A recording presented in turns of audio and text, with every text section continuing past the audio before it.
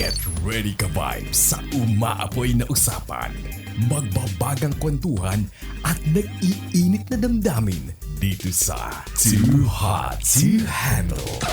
Let the show begin. Kasama sina DJ Kim Churva at DJ ID. Too Hot to Handle. At eto na nga, mga sisi ko nga. Ang ating mga sisi ng ka-vibes out there. Hot headlines muna tayo. Nawalan ng gana matapos malamang retokado o retokada pala ang nililigawan niya. Aray ko po, ba't naman ganon?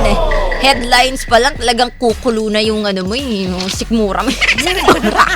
Talagang mag-iinit na ang iyong ulo. Pero syempre, alamin na nga natin ang issue nito ni Shanea at Dan. Okay, si Shanea at Dan, baguhang manliligaw itong si Dan ni Shanea at sobrang proud si Dan kay Shanea dahil nga maganda, maalaga sa sarili, at confident ito. Pero biglang nagbago ang tingin niya nang malaman niyang, nang malaman niyang halos lahat pala ng ina-admire niya kay Shanea ay retoke lang pala. Ilong, jawline, lips, dibdib, pati ilang filtered post online, hindi na raw totoo sa original na itsura niya dati. Doon nagulat itong si Dan dahil para sa kanya, bakit hindi raw ito inamin kaagad ni Shanea? Hinihintay pa raw niyang malaman ito sa iba. Pero para naman kay Shanea, bakit parang kasalanan ng pagpapaganda? At bakit parang responsibilidad pa niyang sabihin ang mga changes na ginawa sa kanyang sarili? Lumaki raw si Shanea na puno ng insecurities. Madalas, siya ay nabubuli dahil nga sa itsura niya noon. Kaya noong nagkapera siya, siya noon may pera, di ba? Pinili niyang ayusin ang mga bagay na matagal nang sumisira sa confidence niya. Pero para naman kay Dan, sana nagsabi siya para hindi na siya nag-expect pa. At lalo na't pakiramdam niya, may mga bagay palang hindi totoo kay Shanea. Mas gusto niya raw kasi ng natural. And hindi niya lang matanggap na lahat talaga nang nakita niya online ay kasinungalingan lang pala. And that's our issue for tonight. Shanea and Dan. Alam niyo mga ka-vibes, for sure, samot-saring komento na talaga ang gusto niyong i-share sa atin. Kaya naman, ano ba ang hot take niyo? Kayo ba kung kayo ay nasa sitwasyon ni Dan? Same ba kayo ng magiging reaction? Or kayo ba ay yung nasa sitwasyon ni Shanea? Again, let us know. Again, bago po tayo pumasok sa isang relationship, dapat kasi honest tayo. Dapat may kusa tayo, okay? May transparency, okay, dun sa relationship. Kasi kung nag-start ang relationship sa hindi maganda, like for example, na clickbait ka, umasa ka, 'di ba? Parang kawawa din naman somehow. Yung tulad ni Dan na ay umasa siya, 'di ba? Eh wala naman tayong magagawa kung preference talaga niya is ganun, 'di ba? May mga ganung tao. I do believe meron diyan out there na talagang preference nila na ito ganito yung itsura, ganyan, ganto. But then again, sa relasyon pa lang, wala tayo dun sa labas yung usapin na kung retokado ka o retokada ka. But then again, you have to be true to yourself. And that's the only way for you to have a true love. Okay? You have to be true. You have to be honest for you to have that kind of relationship, true love na hinahanap. Alam mo, disclaimer lang po, again and again, wala namang masama, diba? Kung nagpa-enhance ang isang tao, okay? Just to share lang din. Kasi, syempre, baka, alam mo yun, may mga connotation na nahuhusgahan ka agad ang isang tao na nagpa-enhance ng kanyang physical features sa kanilang sarili. Malay mo kasi, galing siya sa traumatic experience, 'di ba? Nabully na siya.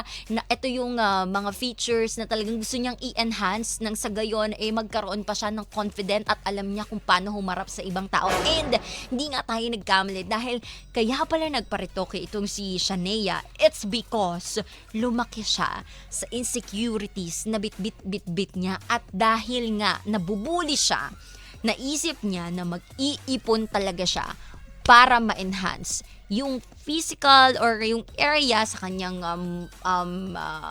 face na mapaayos. Yun yung goal niya para kapag humarap siya sa ibang tao, hindi na siya matatakot to humarap sa ibang tao. Again, iba-iba talaga yung reason kung bakit nagpapa-enhance ang isang tao. And mind you mga ka-vibes, sa mga nakikinig ngayon, wag naman po agad isipin natin na porket nagpa-enhance ang isang tao, parang grabe ang sama-sama na niya, ang dumi-dumi na niya, 'di ba? Hindi ganun kasi minsan talaga yung naiisip natin, ay hindi na siya natural, ano niya, peke na yan. Sa tingin nyo ba, ano ba ang mas peke? Yung kaibigan nyo na pinaplastic kayo? O dito sa mga taong, okay, nagpa-enhance naman siya, pero mabuti naman at busilak ang puso. Diba? Imagine, doon tayo laging titingin. At the end of the day, doon ka talaga titingin sa kung ano ba ang intention ng isang tao. Is it, nasira ba? Nayurakan ba ang pagkatao mo na nagpa-enhance siya? Hindi naman, diba? But also, okay, hindi naman, disclaimer lang din, again and again, I have this, napanood ko sa isang interview, well-known artist siya, actress siya here in the Philippines, okay? Yung kanya lang na pagsisiyan, nasobrahan siya, okay? To the point, naging obsession, okay, paayos siya ng paayos. But then, hindi niya na-realize na, ay, sumusobra na pala siya. To the point na wala na kasing taong nag-stop sa kanya. Kumbaga, walang nagre-remind sa kanya, oh, girl, stop ka na ha, maganda na yan, okay na yan. Kasi siya, yun yung sana pala meron siya. So now, okay, so since nandun na rin tayo sa pinag-uusapan natin, okay, about enhancement and all, if you think naman na okay na yung once, twice, okay na yan, you have to stop it, diba? And kung wala naman masyadong major revision na kailangan gawin, then you don't have to do it. But then again, it's your body, it's your rule. I'm just reminding you girls, boys, and everyone, na mga ka-vibes nating nakikinig, ayan, iba-iba naman din tayo ng pinanggagalingan. It's your choice. But then again, mabalik tayo sa usaping relationship. Bakit ka ba pumasok sa isang relationship? Si Dan, iniisip niya na para siyang tinraidor kasi nga hindi daw nasabi sa kanya ni Shanea. Siguro yun lang din yung isa sa issue na nakikita natin. At napapansin ko rin ilan sa mga komento ng ating mga ka-vibes, okay? Yun lang yun yung hindi naging totoo. Kumbaga, nagsimula yung kanilang relationship. It's because of online, yun, na para siya na clickbait, na talagang to the point na, ay, akala niya, eto na siya. Diba? Parang, wala naman sinabi sa kanya na, eto ako, ganyan. Walang transparency agad na nangyari between their relationship. Yung kumbaga yung honesty na sinasabi natin sa isang relasyon na kailangan yan para magtiwala sa'yo ang isang partner mo na wala. So, kaya ngayon, siguro, naiintindihan rin naman natin kung ano yung nararamdaman ni Dan. Yung iba kasi talaga, nadjudge agad na, ay, si Dan, grabe naman yan, mapanghusga, porket ba nag-enhance siya, hindi niya na pwedeng mahalin, dapat tumitingin siya sa personality and all.